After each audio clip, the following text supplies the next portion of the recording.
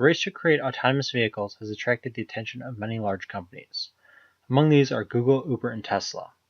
Each has taken a different approach and has seen various levels of success. All self-driving technology relies on a combination of sensors. These include radar, ultrasonics which use sound, cameras, and light radar, also known as LiDAR. In addition to actively sensing the environment, the cars rely on weather and construction data and route guidance from maps. The data aggregated from sensors and connectivity and logs of millions of miles are put through algorithms to read the environment. These algorithms identify other cars, pedestrians, and obstacles, and use this information to signal and maneuver the car safely. The success of self-driving technology has traditionally been measured by disengagements per 1,000 miles. Disengagements occur when a self-driving car needs to be corrected by a human. To date, the best rate of disengagements was achieved by Google in 2017 when its cars averaged 0.2 disengagements per 1,000 miles. While self-driving technology has achieved some successes, no totally self-driving car exists. The technology at its current state is more accurately called human-assisted driving. A few problems yet to be adequately overcome include sensing parked vehicles along the highway and navigating through snow.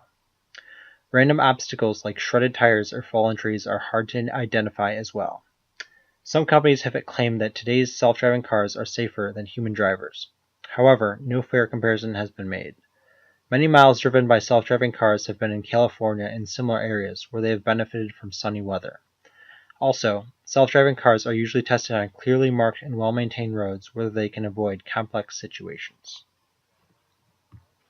What is one of the most difficult challenges to working with AI and creating a self driving car? One of them is human beings themselves and the other human beings on the road. As we all know, human beings aren't robots. They don't have a set program for a reaction to an event.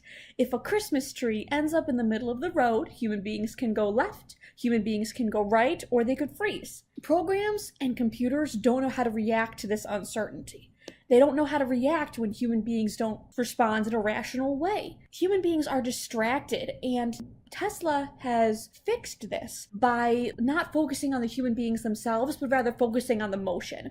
If the car in front of them is stopping, then their car stops as well with their emergency brake system.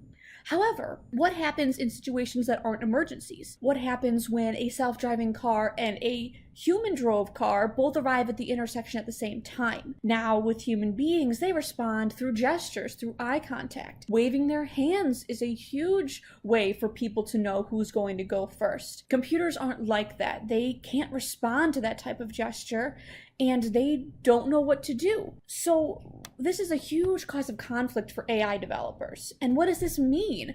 How can AI developers find a way to read human reactions while still creating cars that are cheap enough for everybody to use? One possible way is through mass implementation, where not overnight, but as quickly as possible, AI cars are put out into the world. So that way AI cars do not rely on human gestures and other human motions, but rather all of them are connected to the same network. And because they're connected to that network, they automatically know what the other cars are doing, which would make any type of communication unnecessary. However, that is a huge idea and a huge change, and who knows if it's going to be able to be implemented in our lifetime.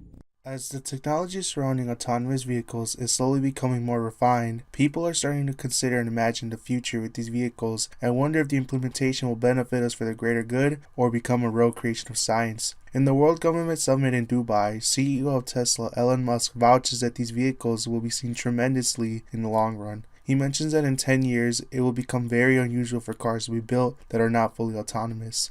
In the business world, it is said that the public will most likely rely on companies such as Uber and other Lyft-type apps that will deliver self-driving cars on demand. In addition, the delivery truck driving industry will seek interest in the implementation of autonomous vehicles, as it will save between $100 to $500 billion by 2025. Teaching trucks to drive themselves can deliver major economical and safety benefits. With 3 million drivers in the United States, trucks carry 70% of American freight, but there still aren't enough human drivers to do the job.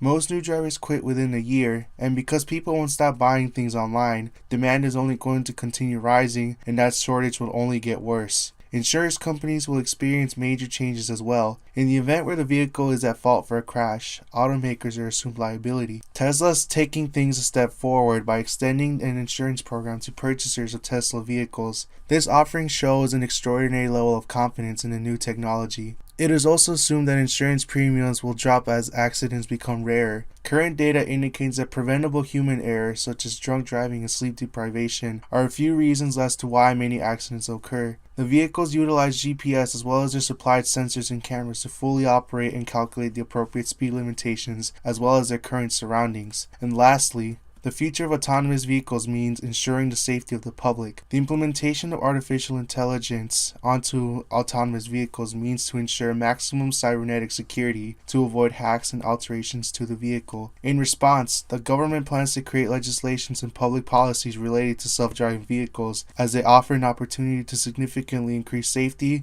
improve transportation access for the underserved communities, and transform how people, goods, and services get from point A to point B. Surely, with autonomous cars, more novel ethical dilemmas are opening up. There are a couple of questions that rise with the rise of autonomous cars. One is, how do they behave in situations they cannot anticipate? Another is, whom should the vehicle save and whom should it harm when an accident is unavoidable? Consider the ethical dilemma that an autonomously driven car would need to resolve in an instant where the car cannot stop before the crosswalk. What should the car do? Run the baby over or run the grandma over? These types of questions lead to the trolley problem, a popular thought experiment ethicists have mulled over for about 50 years, which can be applied to driverless cars and morality. However, the problem is if a programmer makes the decision to minimize harm, it could lead to morally murky decisions. This suggests that the issue isn't solely about ethics, but also about control.